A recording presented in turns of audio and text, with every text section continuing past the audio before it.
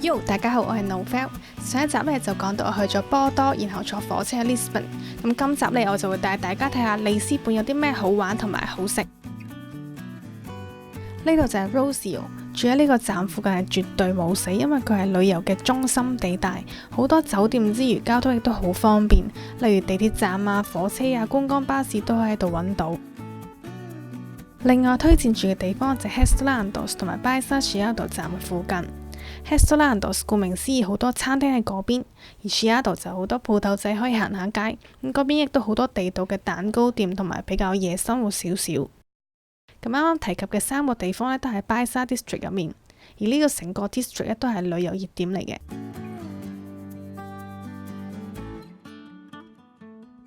如果你係想住得 local 啲，遠離旅遊景點，比較小街小巷嘅話呢，住喺Alfama區就最適合不過啦。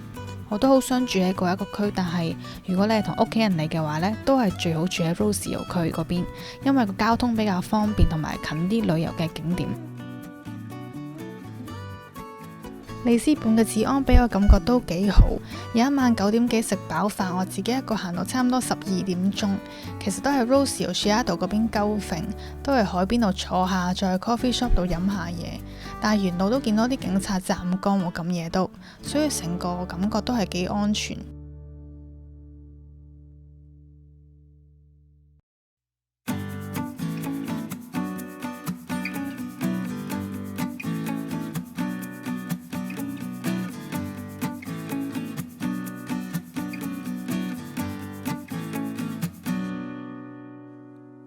講起意大利嘅嘢食，我會諗起令人瘋狂想飲嘅咖啡同埋 Tiramisu， 而今次去葡萄牙，我會諗起佢嘅甜品同埋海鮮飯。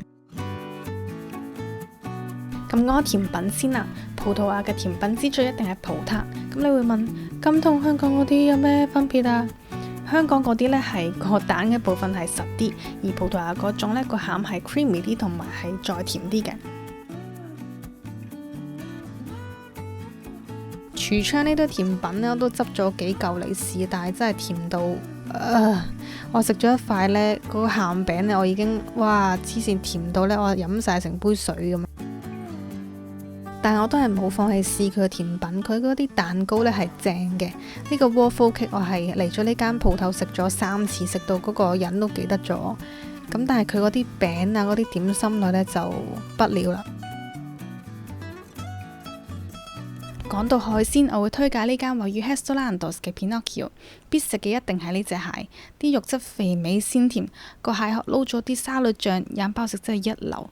不過最過癮嘅係佢哋唔係用蟹鉗，係用錘仔揼蟹殼。不過要小心啲，因為隔離台個女人敲爆咗自己隻碟。最正嘅係佢哋兩公婆呢係完全冇表情，好似呢件事係成日都發生咁。不過我喺隔離台就忍笑忍到傻咗。第二樣推介嘅就係佢嘅海鮮飯，佢有湯水嗰隻好味過乾身焗嘅呢一隻，佢加咗啲紅椒同埋香草，所以佢個湯頭呢係好甜同埋好香。里斯本除咗葡撻出名之外，黃色小電車都好出名㗎，尤其是係28號電車，個個都嚟爭住坐。咁除咗電車之外，仲有佢嘅升降機 Ascensa 都好特別。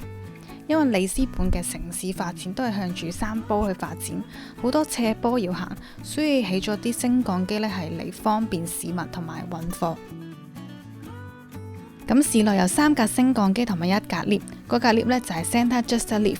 我諗個個遊客嚟到都會坐呢架 lift， 所以其實佢係大排長龍嘅。另外3個升降機分別係 Gloria、Lava 同埋 Bica， 我搭嘅呢架呢就係 Bica， 喺 Chiado 嗰頭呢就可以揾到佢噶啦。其實都冇咩旅客會搭嘅，都係啲 local 代步用。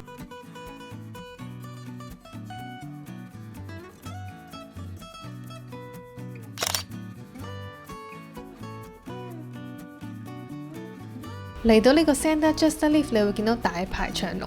我個人就唔太推薦呢個景點，佢當然有佢嘅歷史價值啦，但係需要排隊，同埋上到去睇嗰個景，我覺得去其他觀景台睇仲靚，或者 Rossio 嗰頭租住啲4-5層樓以上嘅單位，其實都可以睇到。搭呢架 lift 咧，除咗係上去觀景之外咧，上面仲有修道院等等嘅景點嘅。如果你唔想排隊嘅話咧，其實喺 Rossio Square 後面有條咁嘅樓梯咧，行15分鐘就可以上到去，咁就唔使同人逼啦。其實市內有好多地方睇全景都好靚，我自己就好中意呢個聖魯西亞觀景台。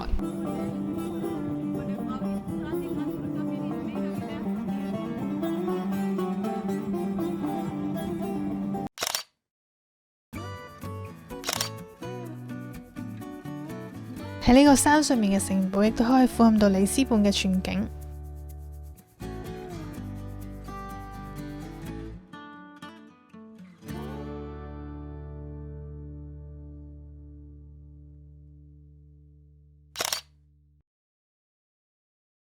葡萄牙嘅建築融入咗好多 Azulejo 瓷磚藝術。至於喺邊度引入嘅呢？個說法就比較模糊。有啲人就話喺波斯，有啲就話喺中國阿拉伯摩爾度進口。但係可以肯定嘅就係喺大航海時期從國外度引入。去到葡萄牙嘅黃金時期過後，佢哋本土人先開始自己去製造呢啲瓷磚。呢個博物館 show 咗好多唔同時期嘅瓷磚，而最正嘅幅就係呢幅里斯本地震前全景圖。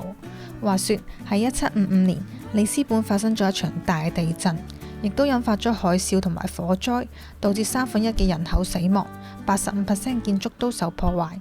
當時嘅葡萄牙係幾威嘅，但係呢一次9級地震大大削減咗佢嘅國力，導致佢喺歐洲嘅地位大幅下降。從呢一張全景圖就可以睇返佢未地震前嘅模樣。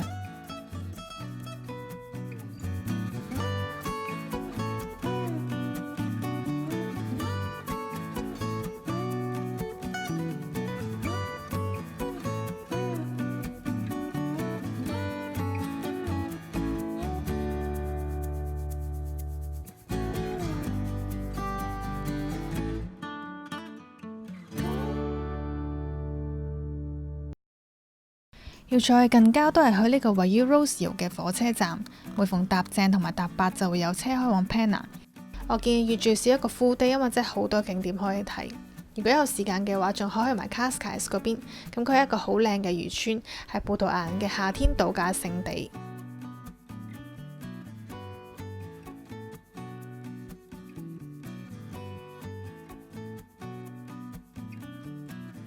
佩納宮係一座19世紀浪漫主義宮殿。喺浪漫主義時期之前，藝術都係向宗教、神話、貴族去發展，而去到呢個時期就開始個人化，注重情感、對大自然嘅尊重等等。呢個宮殿五顏六色咁，同平時睇嗰啲好唔同。除此之外呢，佢比較極度大嘅公園圍繞住。呢個公園都係經過精心設計嘅。當時嘅國王從唔同國家進口咗唔同品種嘅樹木，日本、中國嘅又有，紐西蘭、北美嘅都有。至於皇宮入面嘅室內設計都係唔同嘅風格 mix 埋一齊。